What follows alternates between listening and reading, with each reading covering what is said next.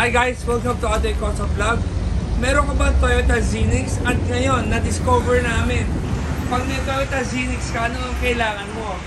Dahil may isang friend ako, si Miss Janice, meron siyang Toyota Zenix at yung complaint niya, nagbukas ng window sa amin for us to develop ano ang kailangan mo sa Zenix. So, first, ang kailangan mo ay step board. Dahil ito ay SUV, hindi naman siya parang sedan na kotse na like Camry, Altis. So, this one's a semi-crossover SUV. Pagbukas mo, medyo mataas yung ground clearance, kaya kailangan mo ng step board. Kasi malaking bagay, yung unang step mo na hahakbang ka dito. At pangalawa, papasok ka na sa loob. Same thing sa paglabas. Pag ganyan, mas mabilis. Papasok ko sa kabila. So pag pumasok sa kabila, same thing, meron kaming step board. Ngayon, mapapansin nyo, meron kaming armrest. Itong armrest namin may cup holders na nilagay namin dito. At the same time, meron siyang butas pang charge mo ng cellphone, which is may para hindi mababali yung wire mo na nakaganyan. Gumawa kami ng butas sa ilalim.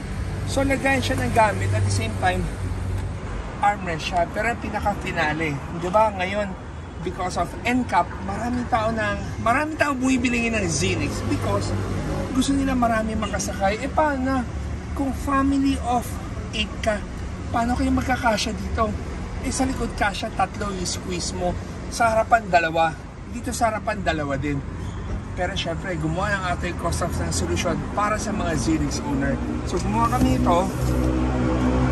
Itong sandalan na to. Ito yung original armrest. Nilagyan namin ng padding na upuan based on your specs. Isushoot mo lang siya dito at iaangat mo. So pagkaangat mo, ibababa mo siya ng ganyan. Pwede ka nang magsakay ng 3. Yan. So kung gusto mag-slouch, pag nag-slouch ka, sakta lang rin yung batok mo dito. So this one is made of fiberglass. Katanging isip ng ating customers. Okay guys, hindi lang siya upuan. So kung meron kang extra mga gamit like drinks, chichirya, or any personal belongings na gusto mo itago na hindi makalat, may good news ako sa inyo.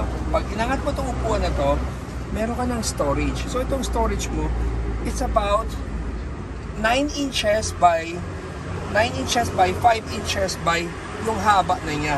So itong upuan na nito, nare-request mo sa amin, gusto mo bang taasan pa, babaan pa, it's on your request. Pero based sa ginawa namin, ito na yung pinaka-perfect na alam namin na pwede namin gawin. So, hindi magiging makalat ang gamit mo because of nagkaroon na siya ng ganito. So, lalagay mo lang, and then itong cable ng wire mo, i-shoot mo lang dito.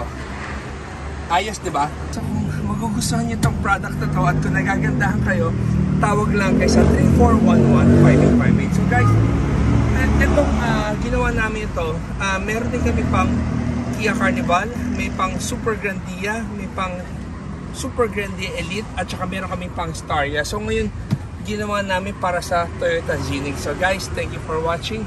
Every day is a blessing, and always remember, Jesus loves you, and God bless.